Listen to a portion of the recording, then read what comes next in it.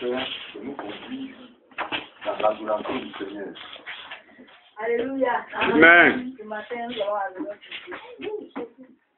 au calvaire, Jésus-Christ est mort. Comme le Dieu, C'est là qu'il a payé le prix.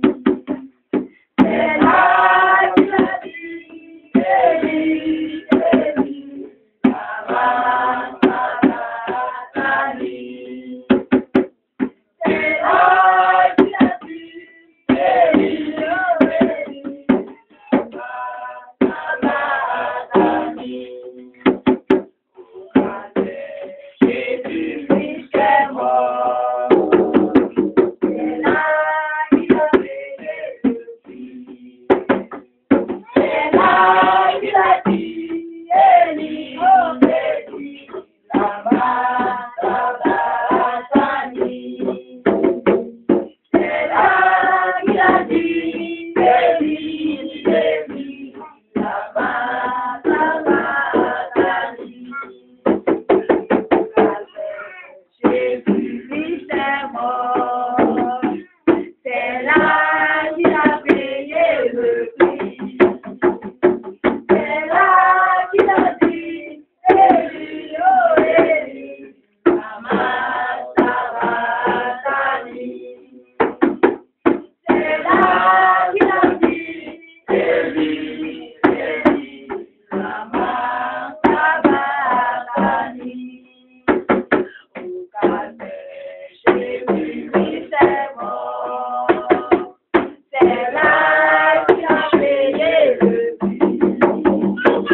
C'est là qu'il a dit, Élie, Élie, lama sabachthani. C'est là qu'il a dit, Élie, Élie, lama sabachthani. tu es bon, Oh Jésus, tu es bon, oh Jésus, tu es bon, vraiment, tu es bon. Tu es bon, tu es bon, tu es bon, vraiment, tu es bon. Tu es bon, tu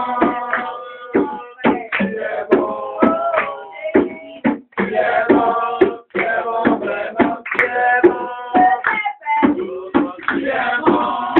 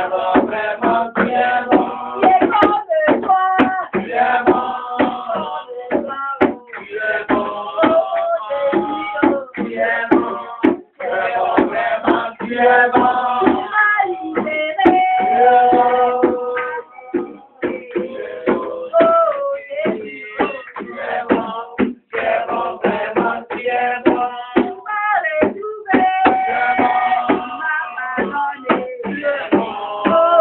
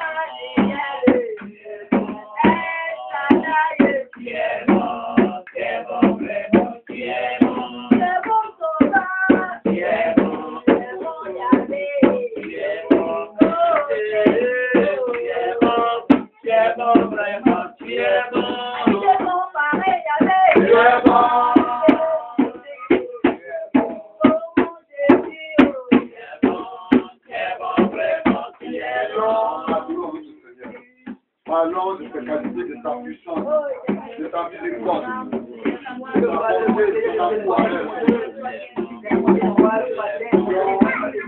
Oh Jésus.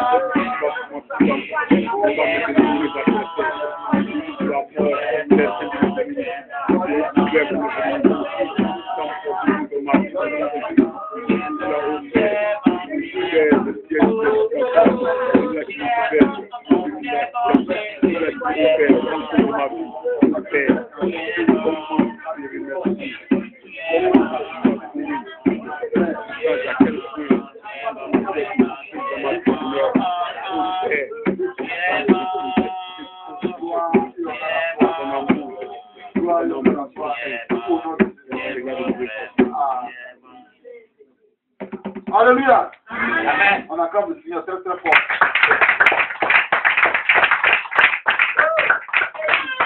Quand la vie m'avait acclamé, on acclame le Seigneur des cris de joie.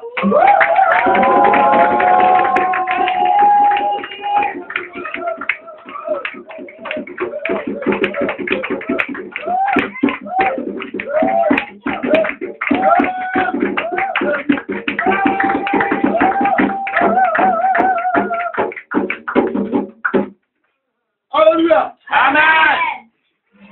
Nous allons encore acclamer très très très fort le Seigneur pour le message. Nous allons recevoir le pasteur au milieu de nos acclamations. Acclamons le Seigneur.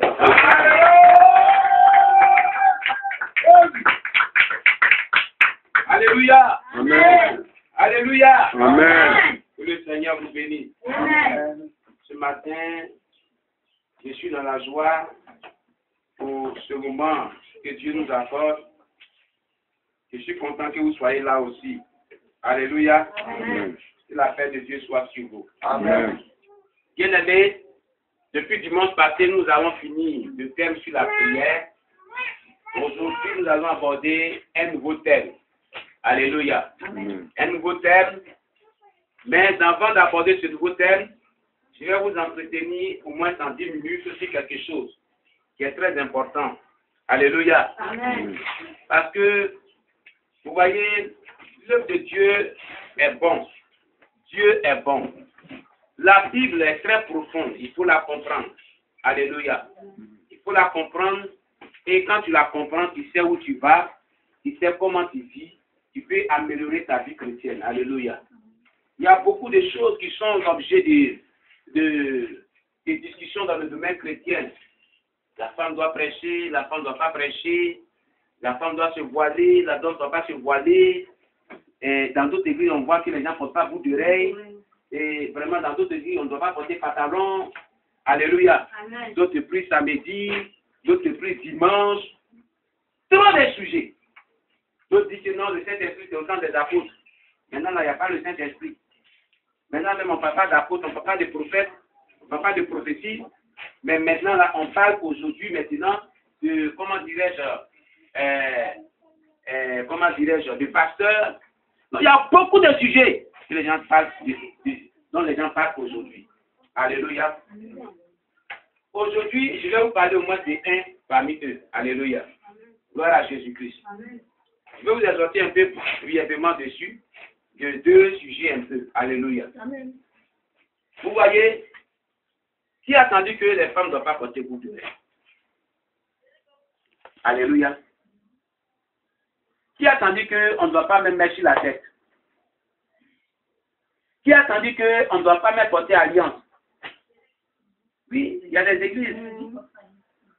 Qui a entendu même qu'on ne peut pas mettre parfum sur une main? Qui a entendu que dans l'église on ne doit pas porter pantalon? Mimi, j'ai tout ça là. Alléluia. Amen. Maintenant, je vais vous demander, est-ce que vous avez vérifié un peu dans la Bible pour savoir si ces choses sont vraies? Ou ces choses sont fausses? Qui a vérifié dans la Bible un jour? Pour savoir si c'est faux ou c'est vrai. Alléluia. Ouvrons nos Bibles. Prenons dans Actes des Apôtres. Comme je vous ai dit que je vais aborder cela en deux sujets, ce que j'ai dit tout à l'heure. Actes des Apôtres, je crois, chapitre. Je vais voir si je me suis bien. Actes des Apôtres, chapitre 17, verset 11. D'abord, pour avoir l'attitude qu'il faut avoir lorsque les gens parlent, les gens disent quelque chose. Alléluia. Quelqu'un nous lit Actes des Apôtres, chapitre 17, verset 11. Alléluia. C'est la parole du Seigneur. Oui. Ces Justes avaient des sentiments plus nobles que ceux des Thessaloniques. Ils reçurent la parole avec beaucoup d'empressement et ils examinaient chaque jour les Écritures pour voir si ce qu'on leur disait était exact. Très bien. Toute fois que vous allez entendre quelque chose, ou même si vous vous trouvez dans une église, c'est qu'on prêche là. Prends la Bible. Examine ce qu'on dit là pour voir si c'est vrai. Parce que tu ne veux pas être dans le faux.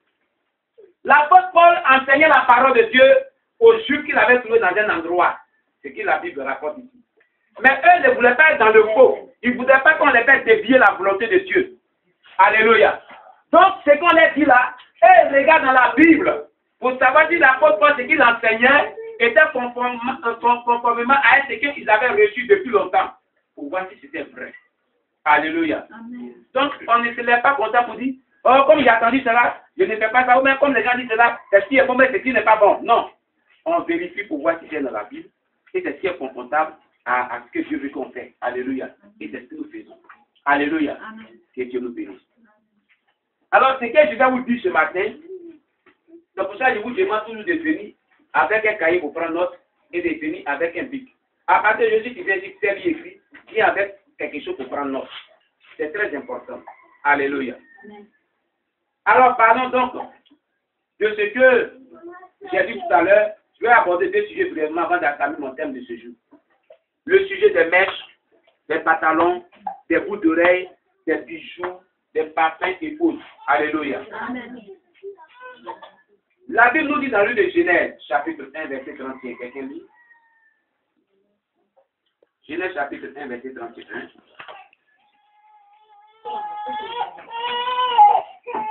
Alléluia. La Genèse, chapitre 1, verset 31. Quelqu'un lit?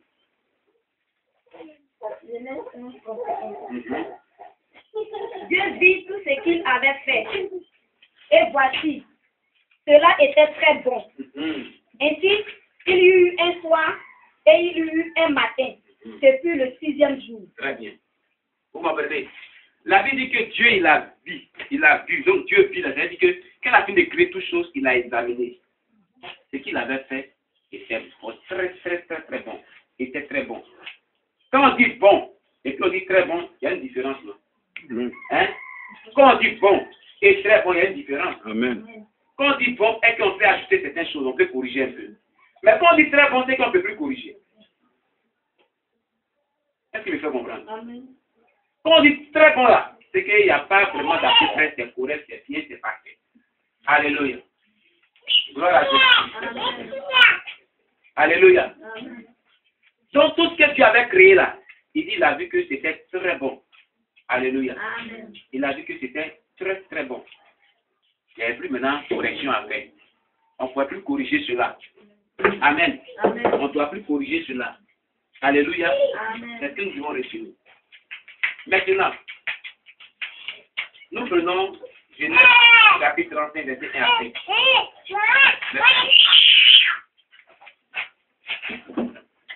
Alléluia. Genèse 35, verset 1 à 5. Dieu dit à Jacob, Lève-toi là. Tu dresseras un autel au Dieu qui t'a parlé lorsque tu fuyais Ésaü, ton frère.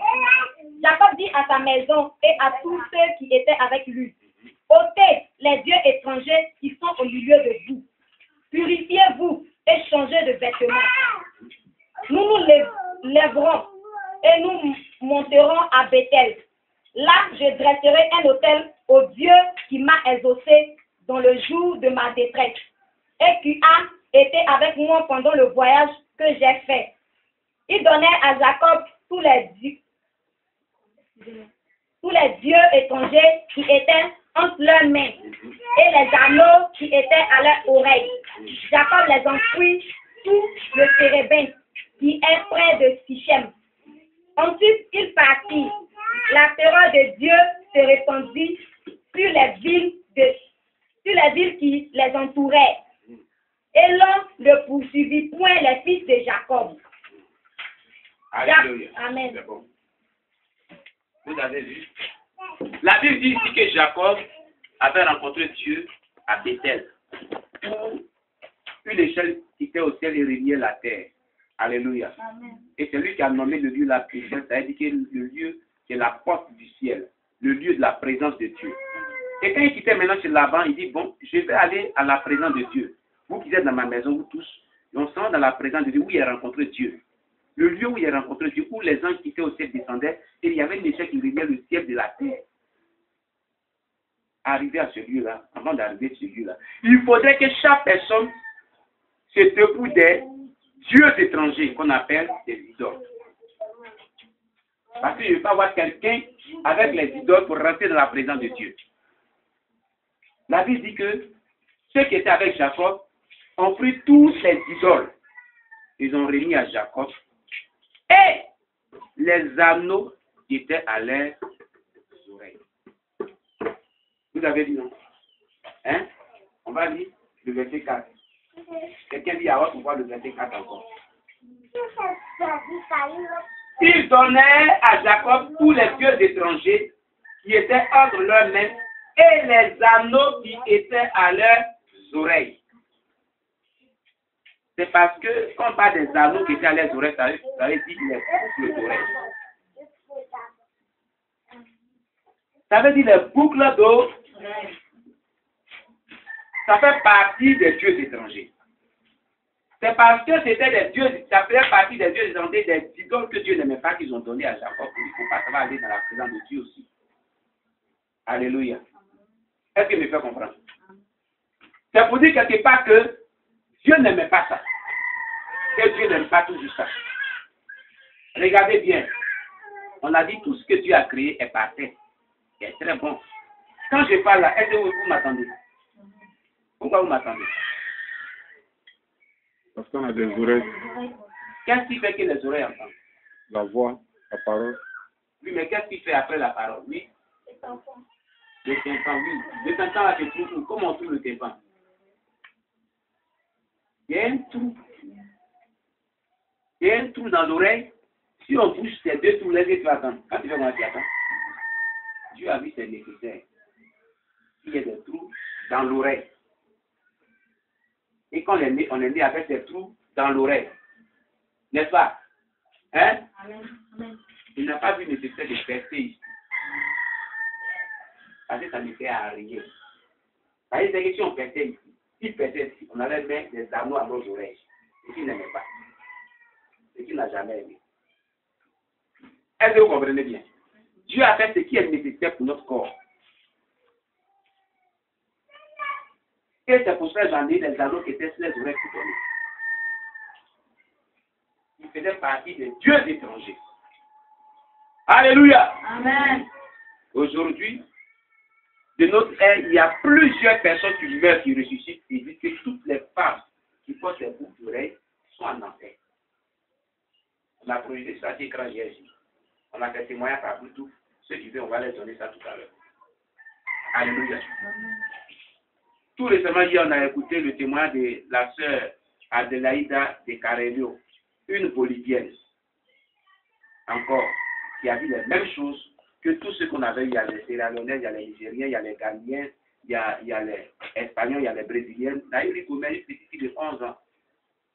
En 2013, le 29 juin 2013, Dieu lui a montré aussi les mêmes choses.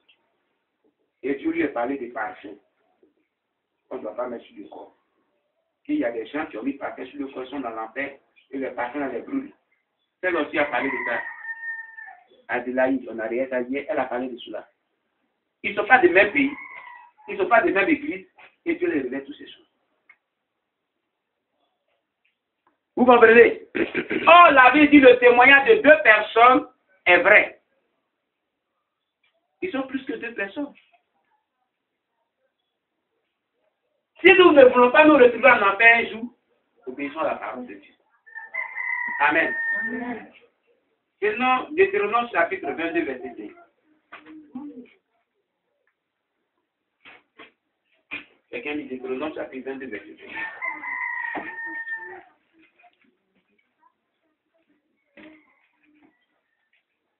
Alléluia. Amen. Deutéronome chapitre 22, verset 5. Une femme ne portera point un habillement d'homme, et un homme ne mettra point des vêtements de femme, car quiconque fait ces choses est en abomination à l'Éternel, son Dieu. Très bien. On voit aujourd'hui des femmes qui portent des pantalons, qui sont des habillements d'hommes.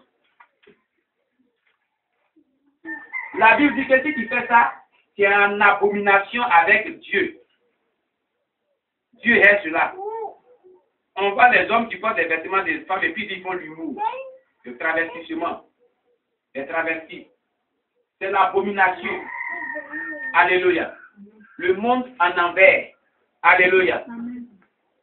Verset 5. Alléluia. Vous voyez des choses. Aujourd'hui, on voit dans les églises les femmes qui portent des pantalons et viennent s'asseoir. Des pantalons plaqués, elles s'assoient. Alors que Dieu dit abominable, que tu viens dans la présence avec ça. Avant de quitter chez toi, même dans ta maison, jusqu'à ce que tu viennes ici, ton propre père, ton propre frère, quand tu te plaques là, puis il te convoit dans son cœur. Jésus a dit, celui qui regarde la femme de son prochain et la convoit dans son cœur, a commis l'adultère avec elle dans son cœur, que c'est péché. Donc, quand tu te plaques comme ça, puis tu sors de ta maison, depuis ta maison, même ton propre père, tes propres enfants, tu les fais commettre l'adultère, tu couches avec eux dans ton cœur. Abomination. Il fait des victimes de l'enfer des gens. Et ta maison, tous ceux qui ont été regardés jusqu'à ce qu'ils en aient ce vêtement-là, tu les as amenés en enfer. Et tu es coupable. Amen. Est-ce que vous comprenez cela? Est-ce que vous comprenez cela? Amen. Très bien. Pourquoi vous ne répondez pas, Amen? Alléluia. Amen. Voilà. Nous poursuivons. Nous prenons dans la Bible 1 Timothée. Alléluia.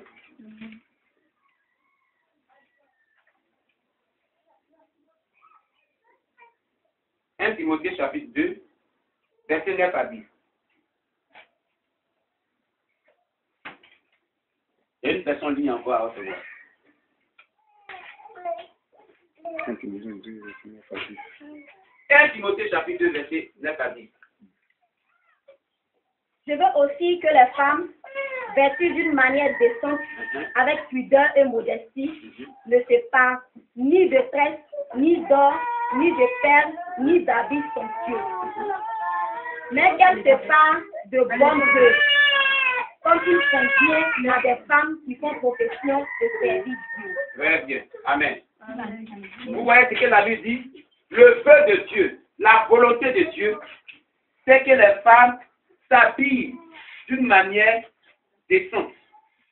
Et ton habillement doit couvrir tout ton corps à tes femmes. Tout ton corps ne doit pas avoir une partie de ton corps. Si on voit une partie de ton corps, c'est que tu n'es pas habillé d'une manière décente.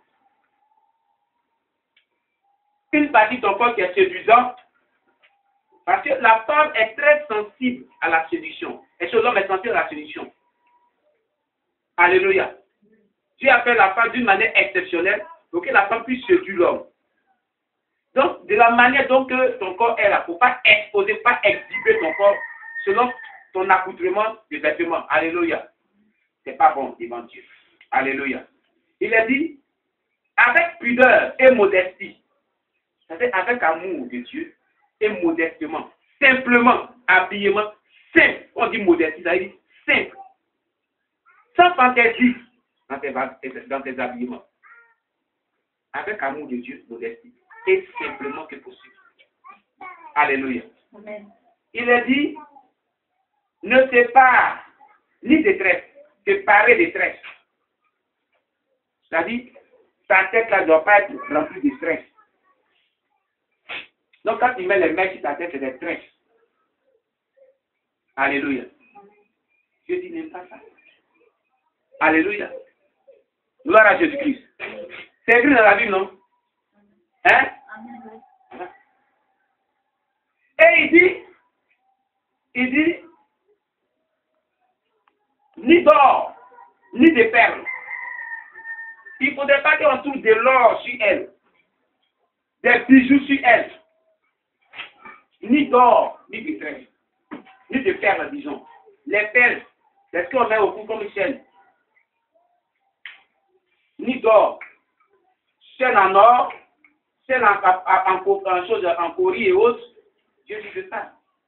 Il ne faut pas m'attaquer des femmes. Alléluia. Amen. Vous comprenez les perles, les bracelets, tout ça. On met au cou tout cela. Dieu dit de ne pas voir ça. Alléluia. Et la Bible aussi pour dire, il dit, ni d'habits somptueux. Les habits somptueux, le mot somptueux vient de séduire. Les habits séduisants. Dieu dit, n'en aime pas. Il n'en veut pas, disons, sur les femmes. Mais plutôt, disons, qu'elle sépare de bonnes œuvres, comme il convient à des femmes qui font profession de servir Dieu. Qu'elle soit bien vêtue et qu'elle accomplisse des bonnes œuvres, comme des femmes qui souhaitent Dieu. Alléluia. Voilà ce que Dieu veut pour les femmes. Alors, tout ce que Dieu a créé parfaitement, les mèches, tout ce qu'on met sur nos vies, tout ce qu'on met sur nos corps là, on peut dire à Dieu que Dieu est mal créé. Il devait nous créer avec toutes ces choses. Il devait mettre toutes ces choses à suivre. Alors Dieu dit qu'il n'en veut pas. Dieu ne veut pas toutes ces choses, il ne veut pas toutes ces choses. Alléluia. Et aujourd'hui, plusieurs personnes meurent ressuscitent. Ils envoient le même message. Je vous dis le même message. Quand on va rétablir l'électricité, un dimanche, on va projeter des films là, au moins un dimanche par le mois. Chaque témoignage de chaque personne, vous allez écouter. Avec ce quand il parle, il donne des versets bibliques à l'appui. Il donne des versets bibliques que Jésus leur a donné quand il était mort là-bas. Il était avec Jésus-Christ là-bas. Il y a une qui dit que ceux qui sont en enfer, la plupart des gens qui sont en enfer sont des femmes. Les femmes sont pleines en enfer à cause de toutes ces choses. Le plus. Et c'est des gens qui aiment même des choses que Dieu a fait mourir pour ressusciter, pour leur donner ce message. Alléluia. Amen. Gloire à Jésus-Christ. Alors, bien aimé, les gens qui parlent de cela dans l'église, qui le disent, n'ont pas fabriqué ces versets bibliques. Ces versets bibliques sont réels. Voilà ce que la Bible dit dans le livre de, je pense, on va prendre dans le livre de,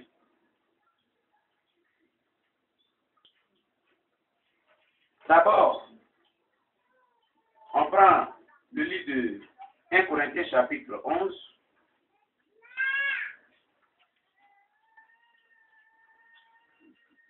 Verset 1, verset 2.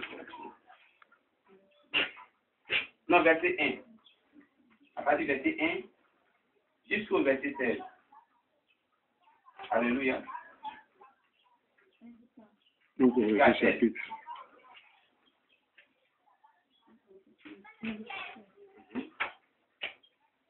Soyez mes imitateurs, comme je le suis moi-même de Christ. Je vous loue de ce que vous souvenez de moi à tous égards, et de ce que vous retenez mes instructions, telles que je vous les ai données. Je veux cependant que vous sachiez que Christ est le chef de tout homme, que l'homme est le chef de la femme, et que Dieu est le chef de Christ. Tout homme qui prie ou qui prophétise la tête couverte déshonore son chef. Toute femme, au contraire, qui prie ou qui prophétise la tête non voilée déshonore son chef. C'est comme si elle était rasée. Car si une femme n'est pas voilée, qu'elle se coupe aussi les cheveux, qu'elle se coupe aussi les cheveux. Or, il est honteux pour une femme d'avoir les cheveux coupés ou d'être rasée, qu'elle se voile. L'homme ne doit pas se couvrir la tête, puisqu'il est l'image et la gloire de Dieu, tandis que la femme est la gloire de l'homme. En effet, l'homme n'a pas été tiré de la femme, mais la femme a été tirée de l'homme. Et l'homme n'a pas été créé à cause de la femme, mais la femme a été créée à cause de l'homme. C'est pourquoi la femme, à cause des anges, doit avoir sur la tête une marque de l'autorité dont elle dépend. Toutefois, dans le Seigneur, la femme n'est point sans l'homme, ni l'homme sans la femme. Car de même que la femme a été tirée de l'homme, de même l'homme existe par la femme. Et tout vient de Dieu. Jugez-en vous-même. Est-il convenable qu'une femme prie Dieu sans être voilée? La nature elle-même ne vous enseigne-t-elle pas que c'est une honte pour l'homme de porter de longs cheveux, mais que c'est une gloire pour la femme d'en porter? C'est que la femme...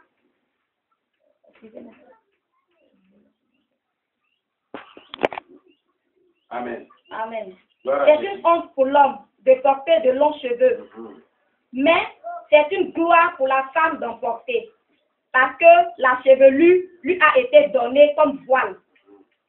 Si quelqu'un se plaît à contester, nous n'avons pas cette habitude non plus que les églises de Dieu. Amen. Vous comprenez? Amen. Il n'est pas bon que la femme vienne dans la présence de Dieu sans se voiler. Alléluia. Amen. Sinon que si elle vient sans se voiler, qu'elle sera dans même. Que Dieu ne veut pas voir, puisqu'il n'est pas bon que la femme soit rasée et que la chevelure est faite pour voile, elle doit couvrir. Si elle ne couvre pas, c'est-à-dire que quand le couvre, c'est une marque d'autorité. Là, elle a l'autorité de Dieu. Elle est sous l'autorité de son mari, elle est sous l'autorité de Dieu. Alléluia. Amen. Alors, on ne vient pas dans la présence de Dieu sans se couvrir la tête, sans se voiler. C'est la Bible dit. Et la Bible dit que ne contestez pas cela. Dans l'église, on ne doit pas contester cela. Alléluia. Amen. On ne doit pas contester cela. La femme doit se voiler dans la présence de Dieu. La Bible dit, dans la présence de Dieu. Il n'est pas bon que la femme ne soit pas voilée. Si on veut être sauvé, il faut qu'on obéisse totalement à la parole de Dieu. Ça, c'est sans commentaire. Alléluia. Amen. Est-ce que je me fais comprendre? Amen. Maintenant, prenez Jacques chapitre 4, verset 4. Jacques chapitre 4, verset 4.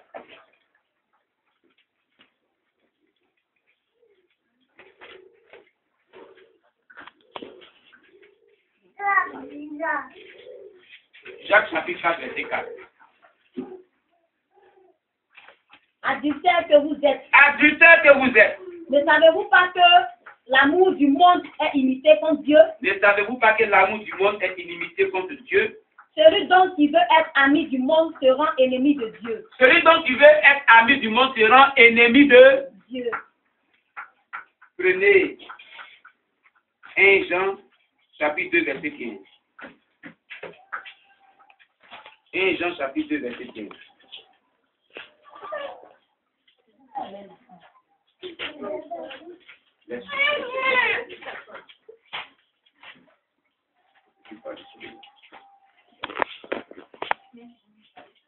Deux, verset 15.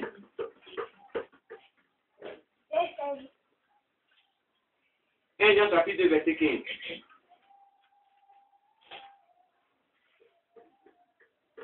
Celui qui a ma mère version, c'est 1243 pages.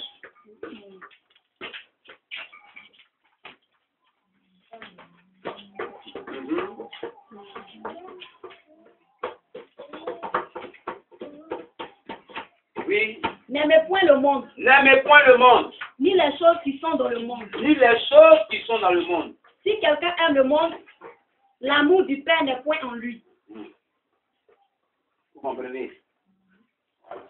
Continue le verset 16. Car tout ce qui est dans le monde, la convoitise de la chair, la convoitise des yeux et l'orgueil de la vie, ne vient point du Père, mais vient du monde. Continue le verset 17. Et le monde passe, et sa convoitise aussi. Mais celui qui fait la volonté de Dieu demeure éternellement. Amen. Amen. Vous comprenez? Le monde là va passer, tous ces convoitises vont passer. Mais celui qui fait la volonté de Dieu demeure éternellement. N'aimez pas le monde. Qu'est-ce qu'il y a dans le monde? C'est tout ça, les mèches, les boucles d'oreilles, les pantalons, les tissages, tout ce qu'ils ont dit là. Un enfant de Dieu ne doit pas séparer tout cela. Donc les enfants du monde, c'est leur accoutrement. Alléluia. Si toi tu es un enfant de Dieu qui a cet accoutrement, il n'y a pas de différence entre toi et le païen. Tu es païen, tu n'es pas un enfant de Dieu. Tu n'es pas chrétien. Et par ton accoutrement, tu as renié Jésus-Christ. Celui qui aime le monde est ennemi de Dieu. On a vu ça dans Jacques 4, verset 4. Alléluia. Celui qui aime le monde est ennemi de Dieu, car comment dirais-je, l'amour du monde est inimitié avec Dieu. N'est pas amitié avec Dieu. Alléluia. Amen. C'est ce qu'il dit la Bible ici. Donc si tu aimes toutes les choses de ce monde-là, tu ne peux pas plaire à Dieu. Qui est l'ennemi de Dieu sur la terre et dans le ciel? Donc, Dieu te met au même titre que le diable. Et ça veut dire, quand tu penses toutes ces choses-là, regarde la position que tu prends en face de Dieu, tu deviens le diable à ta personne. C'est son ennemi premier. Alléluia. Amen. Donc, si nous voulons plaire à Dieu, on ne vient pas dans la vie chrétienne pour plaire à un homme, ni une religion chrétienne, ni une communauté chrétienne, ni un pasteur. Mais on vient à Jésus-Christ pour plaire à Dieu en appliquant ce qu'il a dit dans la Bible. Alléluia. Amen. Donc, quand on vous dit des choses, vérifiez si c'est dans la Bible, si Dieu n'est pas contre ça. Mais si Dieu est contre ça, et que c'est vrai, appliquez cela à votre vie et renoncez à cela. Les gens sont morts, ils sont rejetés, ils ont parlé de ces choses. Nous, on a vérifié dans la Bible pour voir, et on a vu que ceux qui disent que Dieu n'aime pas là, c'est vrai, c'est dans la Bible. Donc, les témoignages est vrai. Alléluia. Les témoignages est vrai. Gloire à Jésus-Christ.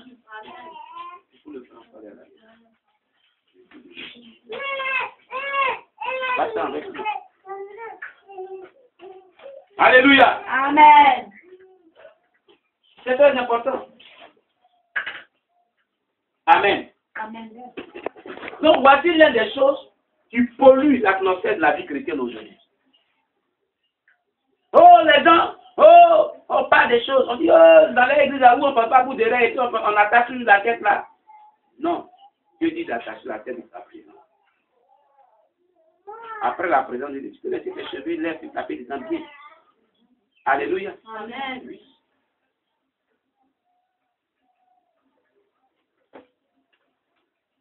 Et il y a beaucoup de choses comme cela. Les produits cosmétiques sont démoniaques. D'où vient l'histoire des parfums? Quand vous avez le témoin de pasteur Jonas qui est mort ressuscité, il a servi le diable pendant 25 ans. Il le dit dedans. Il le dit dedans. Dans ces 11 parties des témoins, quand on te donne, il reste tranquille. Emmanuel Denis le dit dedans, il a servi le diable aussi. Tout récemment, le mois passé, il y a une femme ivoirienne qui a servi le diable pendant 25 ans aussi. Elle travaillait sur la mer. Elle est venue à l'église de Mission Baptiste. Elle dit qu'elle attaquait toutes les églises et assemblées de hôtels registres. Elle tuait les pasteurs. Excusez-moi, elle dit que le sperme des pasteurs, elle prend, et puis ça va font ils travaillent.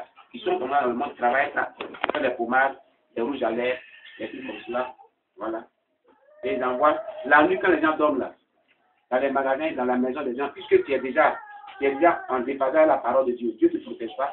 Tout ce que vous avez payé dans le magasin, on ramasse tout, ils amènent dans le monde spirituel, et puis ils ont fabriqué avec sperme là, ils envoient, et puis ils utilisent la malédiction. Elle est venue ici rendre son témoignage. Elle est allée attaquer un pasteur, des gens sont battus, elle est tombée. Elle a tué la pluie, ils sont allés la craper pour la ramener dans l'église. Et c'est comme ça, après sa guérison, elle a commencé à confesser. Elle allait sous la mer, elle dit, mais j'ai échoué aujourd'hui. Je suis allé dans une église où j'ai dit que, où ils ont commencé à dire le nom de quelqu'un, et je suis tombé. On dit qu'elle a son nom, qu'elle a dit Jésus, le diable lui-même, la sirène des eaux, tous les artères du diable, eux tous sont tombés. Elle dit, ah donc vous avez peur de ce nom. Vous-même vous tombez aussi, vous me savez. À partir de Jésus, il dit, on dit, ils disent comment Jésus a dit, il a dit le nom là, vous pouvez me tuer. Le nom là, je vais le dire. Amen. Quand on venait, elle dit, Jésus sont tombés, elle dit, voilà. Et c'est comme ça qu'elle a échappé, et c'est à cause de ça qu'elle a donné sa vie à Jésus. Donc, les gens disent que non. Mais Dieu a dit que tout ce qu'on prie les sanctifiés, tout ce qu'on prend la sanctifié par la prière. C'est pour cela qu'on prend les mèches, on peut prier dessus. On prend les alliances de mariage, on peut prier dessus pour porter. Les alliances de mariage, c'est des bijoux, c'est en or. Dans la Bible, il n'est pas écrit qu'on doit porter alliance. C'est la coutume romaine. Ce n'est pas écrit dans la Bible. C'est donc ce qui est biblique. Il dit on prie dessus, et puis les choses du diable qui dessus. Alléluia. C'est ce que les gens disent.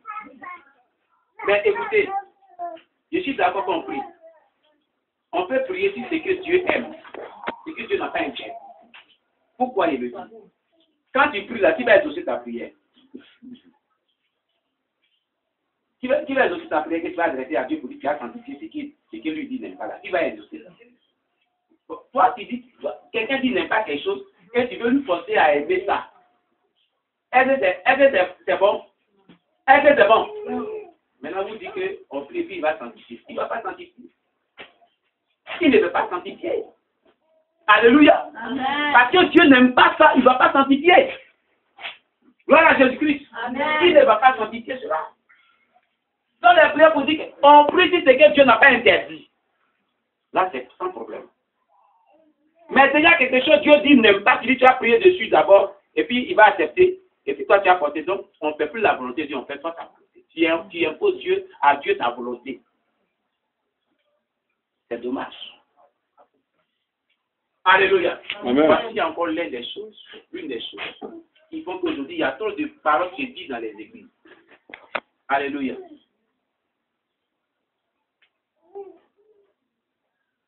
Ces questions-là ont été, ce que je vais aborder maintenant là, ont été débattues au temps de Jésus lui-même. Il faut-il prier samedi ou bien faut-il prier dimanche? Alléluia. Amen. Depuis le temps de Jésus lui-même, quand Jésus est venu à sa doctrine, depuis le temps de Jésus, pourquoi? Quand on prend Lévitique, prenez Lévitique.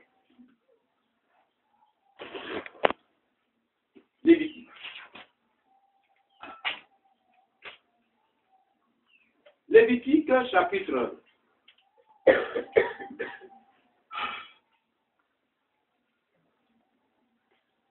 chapitre 23, à partir du verset 1 jusqu'au verset 3. On va s'arrêter à 3. Amen.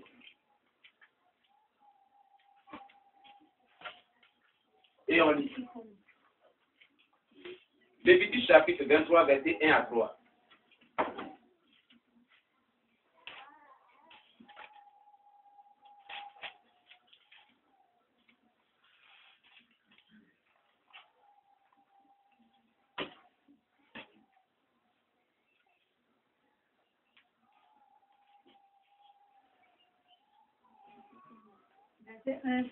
À 3. J'ai fait la lecture. L'Éternel parla à Moïse et dit, là c'est Dieu qui a parlé, hein? Alléluia.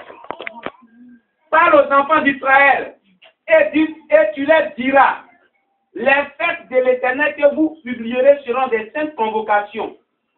Voici quelles sont mes fêtes. 2 points. Nous avons mis point. Alléluia. On travaillera 6 jours. Mais le 7e jour est le sabbat, le jour du repos.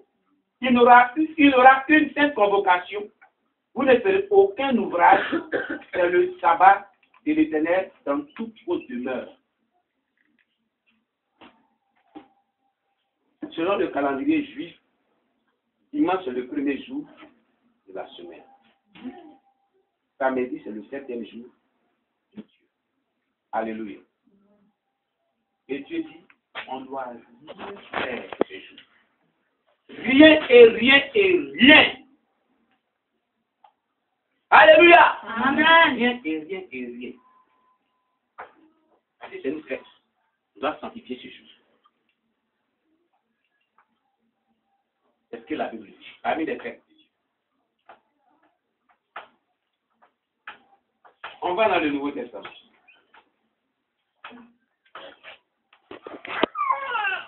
Dans le livre de Colossiens chapitre 2.